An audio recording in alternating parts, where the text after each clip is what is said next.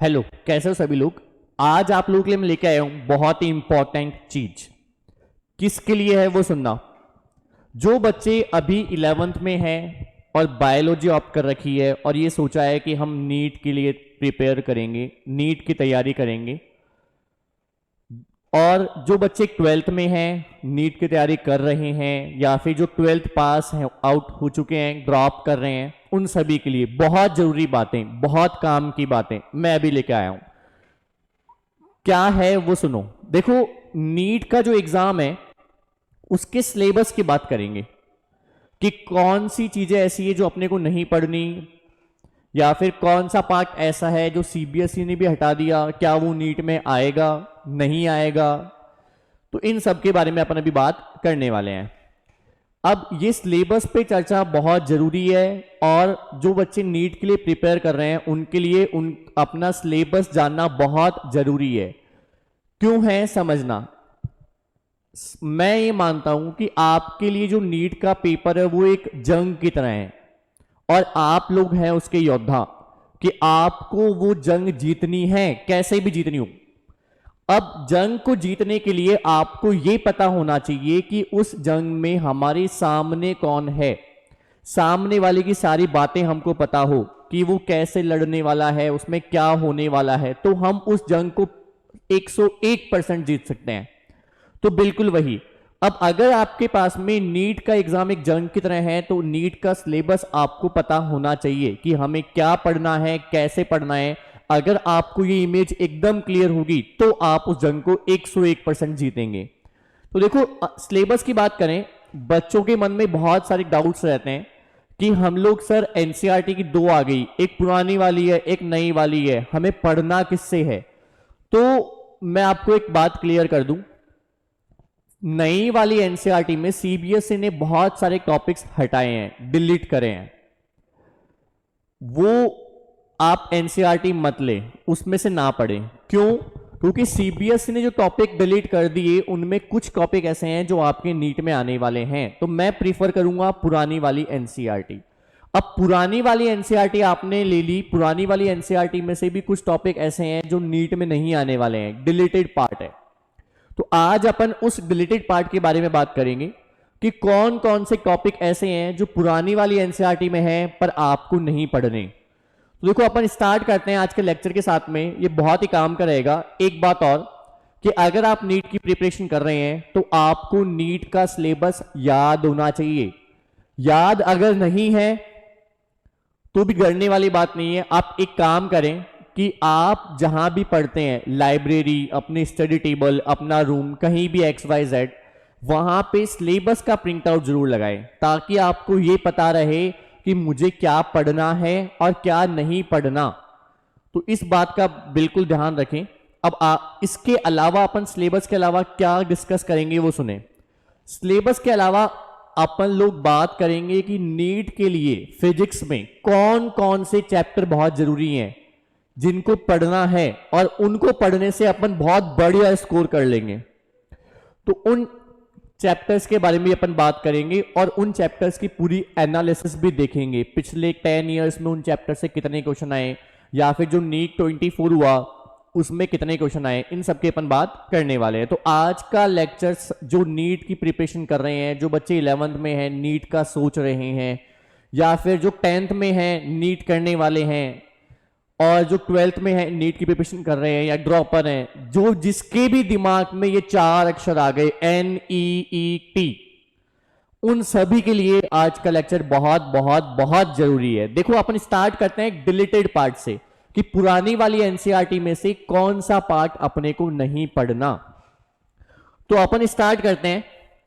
अगर अपन chapter number 1 पे आए, जो कि क्लास 11th का चैप्टर नंबर 1 है, इसमें आपको मेजरमेंट ऑफ लेंथ, टाइम, मास नहीं पढ़ना, एक्यूरेसी एंड प्रिसाइजन नहीं पढ़ना, बाकी आपको कुछ भी नहीं छोड़ना।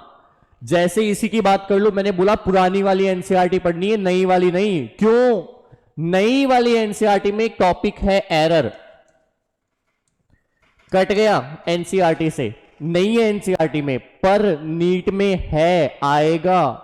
पढ़ना है। तो पुरानी वाली एनसीईआरटी उठाएं, ना कि नई वाली। इसके बाद अपन बात करते हैं काइनामेटिक्स। सब कुछ पढ़ना है। काइनामेटिक्स जो कि आपके 11th के सेकंड थर्ड चैप्टर हैं। Motion straight line, motion in plane, कुछ नहीं कटा भैया, सब कुछ पढ़ना है।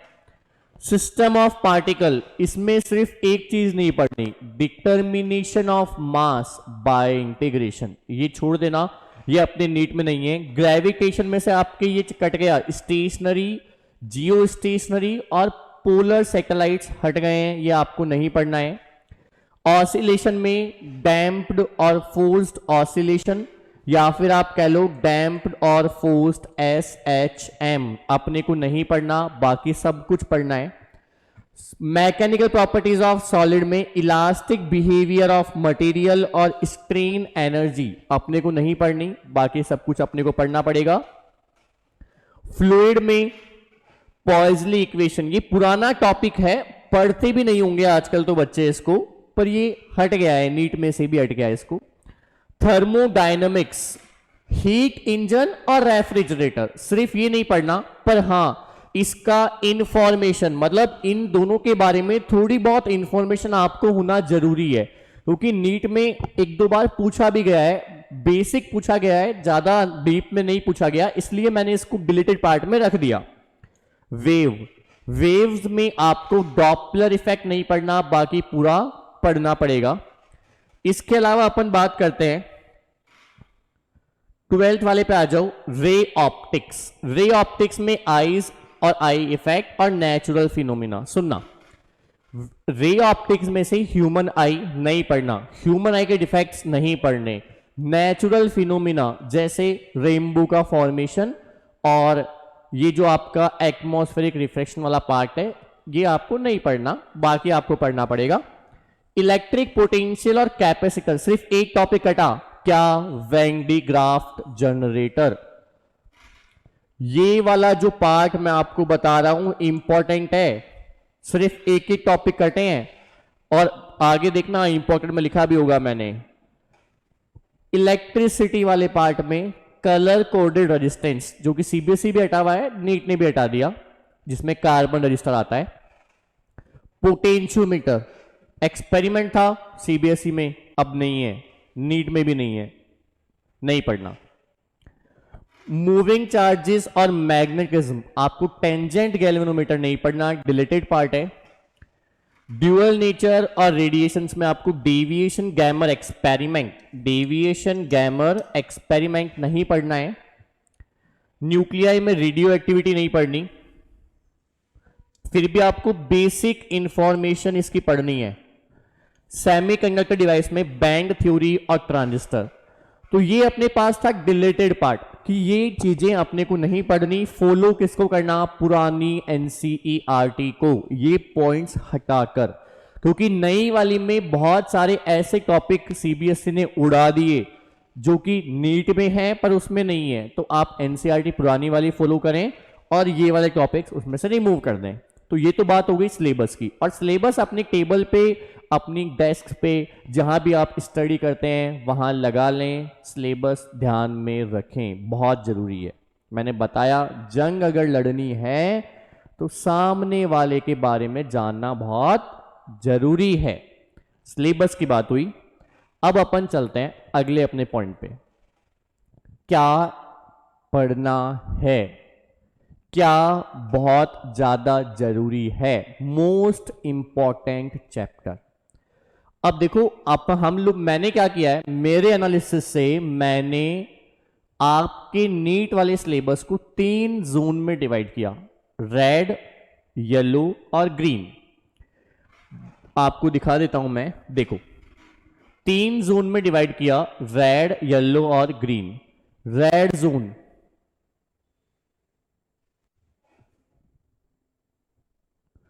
रेड जोन वो जोन है जिसमें से आपको कुछ भी नहीं छोड़ना, मोस्ट इंपॉर्टेंट जोन। मतलब ये रेड जोन में जो मैंने 10 चैप्टर लिखे हैं, ये बहुत ज्यादा इंपॉर्टेंट है।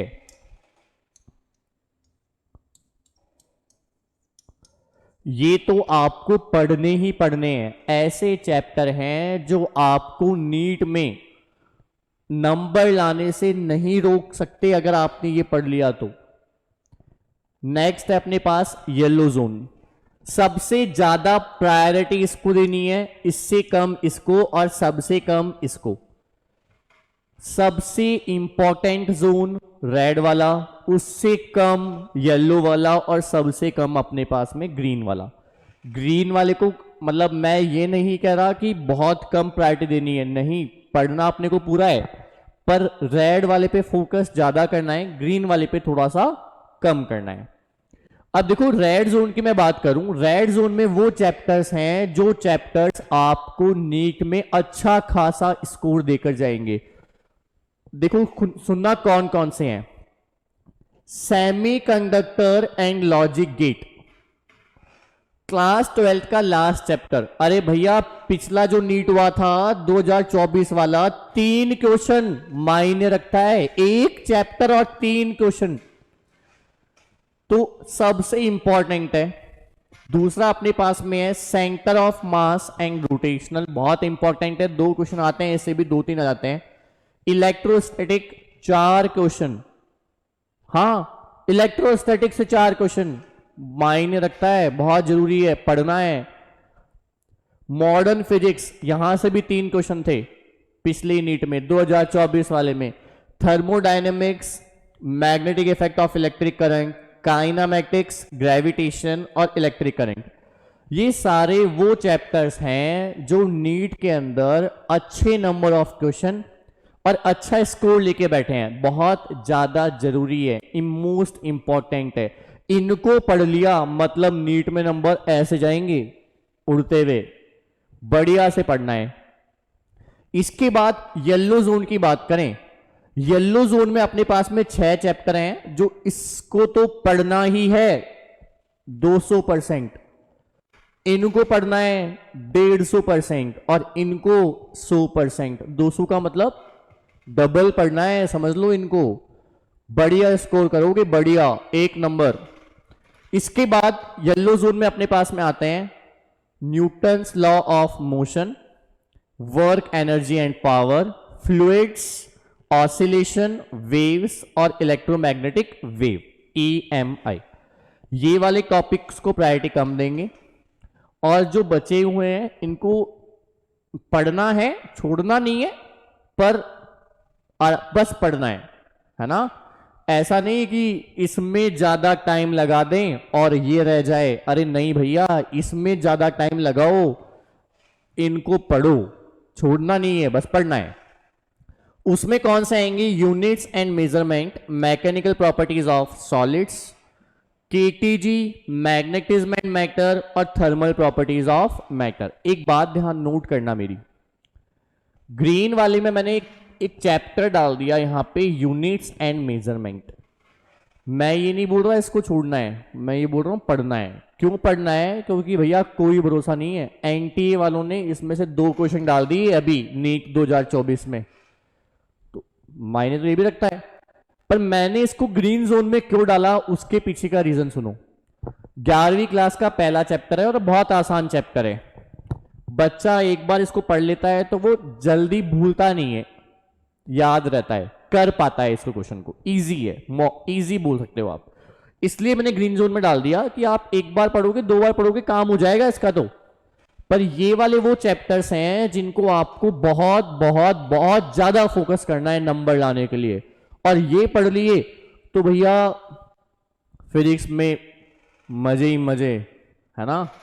तो ये तो अपने पास इंपॉर्टेंट पार्ट्स हैं जो कि अपने 3 जोन में डिवाइड करें, रेड, येलो और ग्रीन। रेड वाले पे आपको बहुत बहुत बहुत ज्यादा फोकस करना है, येलो वाले पे उससे कम और ग्रीन वाला उससे कम। मैं ये बिल्कुल नहीं बोल रहा हूं कि नहीं पढ़ना, पर पढ़ना है। फोकस किस पे रहेगा, रेड जोन पे। रेड जोन मतलब लाल, इतना पढ़ो इसको, रेड जोन वाले पार्ट को और येलो जोन वाले पार्ट को, कि आप नीट में बढ़िया स्कोर कर सको। अब सुनो मैंने ये एनालिसिस किया कैसे। देखो 10 साल की अगर अपन बात करें पिछले 10 इयर्स की, तो रेड जोन वाले चैप्टर से बहुत ज्यादा क्वेश्चंस देखने को मिले हैं, मैक्सिमम नंबर ऑफ क्वेश्चन देखने को मिले। जैसे मैं आपको दिखाता हूं, ये रहा, ये जो चैप्टर्स हैं मैंने रेड जोन में रखे थे, और सेमीकंडक्टर चैप्टर मैंने रेड जोन में पहले नंबर पे रखा। कितने क्वेश्चन हैं? 33, 10 इयर्स में, है ना। इलेक्ट्रिसिटी से 32, रे ऑप्टिक्स से 25, काइनामेटिक्स से 27, मूविंग चार्जेस से 25, रोटेशनल से 24, ग्रेविटेशन से 21 और इलेक्ट्रोस्टैटिक्स से 22। ये नंबर ऑफ क्वेश्चन अपने को देखने को मिले हैं पिछले 10 इयर्स में जो नीट में आए हैं। मतलब इंपॉर्टेंट तो है। अरे वही रेड जोन वाले चैप्टर हैं, इंपॉर्टेंट क्यों नहीं होंगे? होंगे, बहुत इंपॉर्टेंट होने वाले हैं। ये आपको पढ़ने हैं जोर लगा के, 3 बार 4 बार पढ़ने हैं, बढ़िया ऐसा पढ़ना है कि इन चैप्टर से कोई भी क्वेश्चन आ जाए मैं या करके ही रहूंगा, छोड़ना एक भी नहीं पड़ेगा, ऐसा पढ़ना है। देखो आगे, ये तो अपने पास हो गया 10 ईयर का। इसके बाद अपन चलते हैं कि 2024 में जो नीट का पेपर आया था उसके एनालिसिस पे। देखो 2024 के नीट वाले पेपर पे अपन आ जाते हैं। देखो जैसा कि मैंने आपको बताया कि ये वाला जो चैप्टर है अपन ने ग्रीन जोन में रखा है, पर ये मायने रखता है। ग्रीन जोन में क्यों रखा इसका भी मैंने आपको कारण बताया था। अब 2024 पे आते हैं। ये बात तो पता ही होगा कि भैया बहुत से लफड़े हुए थे 2024 नीट वाले में, हुए थे बिल्कुल। जो तैयारी कर रहे हैं या जिन्होंने पेपर दिया है अब ड्रॉप कर रहे हैं उनको तो पता ही होगा, बहुत से लफड़े हुए थे, जिस कारण 2024 में नीट कितनी बार हुआ? 2 बार। तो नीट और री नीट दोनों के अपन एनालिसिस देखेंगे। चैप्टर नंबर 1 यूनिट्स और मेजरमेंट क्लास 11 का है। नीट में 3 क्वेश्चन और री नीट में कितने क्वेश्चन आए? इसमें से 2 क्वेश्चन इंपॉर्टेंट थे। Motion in straight line 1 question, motion in plane से 2 क्वेश्चन आए दोनों में। लॉज ऑफ मोशन से नीट में 1, री नीट में 2। वर्क एनर्जी से नीट में 2, री नीट में भी 2। सिस्टम ऑफ पार्टिकल रोटेशन से नीट में 2, री नीट में 1। ग्रेविटेशन से 2-2। मैकेनिकल प्रॉपर्टीज ऑफ सॉलिड से नीट में 1, री नीट में 0। देखो एक बात और नोट करना, मैंने आपको जो रेड जोन वाले चैप्टर्स बताए हैं वो रेड जोन वाले चैप्टर्स में से नंबर ऑफ क्वेश्चन ज्यादा मिलेंगे आपको, बिल्कुल मिलेंगे। जैसे काइनामेटिक्स बताया था मैंने, इंपॉर्टेंट है, 3 क्वेश्चन मिल रहे हैं। ऐसे ही रोटेशन से अकेले से 2 क्वेश्चन। तो वो जो रेड जोन वाले चैप्टर हैं उन पे ज्यादा फोकस करना जरूरी है। ये देखने को मिला है नीट वाले 2024 में, नीट 2024 में बहुत इंपॉर्टेंट है, पढ़ना उसको जोर लगा के। अगला देखो अपने पास में, आगे अपन बढ़ते हैं। फ्लूइड से अपने को मिला 1 क्वेश्चन, थर्मल प्रॉपर्टीज से 1 और री नीट में 2। थर्मोडायनेमिक्स से नीट में 1, री नीट में 2। केटीजी से नीट में 1 आया पर री नीट में कुछ नहीं। ऑसिलेशंस नीट में 2, री नीट में 1। वेव्स नीट में 0, री नीट में 1। और ये क्या? इलेक्ट्रोस्टैटिक्स 4 क्वेश्चन, 1 यूनिट 4 क्वेश्चन 2024 वाले नीट में और री नीट दोनों में, मजे कर दिए। वही तो रेड जोन में लिखा मैंने कि इलेक्ट्रोस्टैटिक्स और करंट इलेक्ट्रिसिटी, जिंगा लाला बढ़िया नंबर, 4 क्वेश्चन दोनों से, मजे हो गए। करंट इलेक्ट्रिसिटी 4 क्वेश्चन नीट में, अरे 5 क्वेश्चन री नीट में, मतलब 8 से 9 क्वेश्चन आपके इलेक्ट्रोस्टैटिक्स और करंट इलेक्ट्रिसिटी से। देख रहे हो एनालिसिस, रेड जोन में है दोनों, पढ़ना ही है जोर लगा के। अगला मूविंग चार्जेस और मैग्नेटिज्म, नीट में 2, री नीट में 3। EMI इलेक्ट्रोमैग्नेटिक इंडक्शन, नीट में 2, री नीट में 1। ऑल्टरनेटिंग करंट नीट में 1, री नीट में 2। EM वेव 2 क्वेश्चन आए, रे ऑप्टिक्स से 2 और 1। वेव ऑप्टिक्स 2 और 3। ड्यूअल नेचर 2 और एटम्स और दो दो, न्यूक्लियाई से एक, सेमीकंडक्टर से तीन। देखो मैंने आपको पहले भी कहा था रेड जोन वाले चैप्टर बहुत बहुत बहुत जरूरी हैं, मानो बात को। क्यों है सुनो, सेमीकंडक्टर अपना रेड जोन है, 3 क्वेश्चन लेके बैठा अकेला चैप्टर, देख रहे हो नीट 2024 में। एटम्स में लिखवाया था मॉडर्न फिजिक्स, जिसमें कौन कौन आता है, एटम्स और न्यूक्लियाई। एटम के 2, न्यूक्लियाई का 1, ये भी तो इंपॉर्टेंट है। तो समझो बात को कि रेड जोन वाली चैप्टर्स जो मैंने आपको बताए बहुत बहुत बहुत जरूरी है, बढ़िया स्कोर देंगे। मैं ये नहीं बोल रहा येलो ग्रीन छोड़ देना, नहीं छोड़ना एक भी नहीं है, पर येलो और ग्रीन पे कम फोकस करेंगे, प्रेम से पढ़ेंगे, आराम से पढ़ेंगे, पर रेड जोन कभी नहीं छोड़ेंगे। रेड जोन की तैयारी ऐसी करनी कि भैया कोई भी क्वेश्चन हो, कैसा भी क्वेश्चन हो, मैं करके आऊंगा या मैं करके आऊंगी, तो बढ़िया स्कोर नीट में। आगे देखो, ये आज आपकी बात थी कि कैसे अपने को पढ़ना है, कौन से चैप्टर पे फोकस ज्यादा करना है, क्या सिलेबस रहने वाला है। तो इस बात को, जो कि red zone, yellow zone, green zone मैंने डिवाइड किया है, इस बात को ध्यान में रखें, सिलेबस को ध्यान में रखें। ऐसा टॉपिक ना छोड़े जो आपके सिलेबस में हो और आप छोड़ दो सीबीएसई को देखते हुए, ऐसा ना करें। सीबीएसई का सिलेबस अलग, नीट का सिलेबस अलग करके चले, या फिर पुरानी वाली एनसीईआरटी यूज करें। तो ये आज की बात थी, आई होप समझ में आया होगा रेड जोन वाले का महत्व, रेड जोन वाले चैप्टर्स का इंपॉर्टेंस। बिल्कुल, तो मैं यही बोलूँगा, जो मैंने बताया इस एनालिसिस को ध्यान में रखते हुए बहुत बढ़िया से तैयारी कीजिए।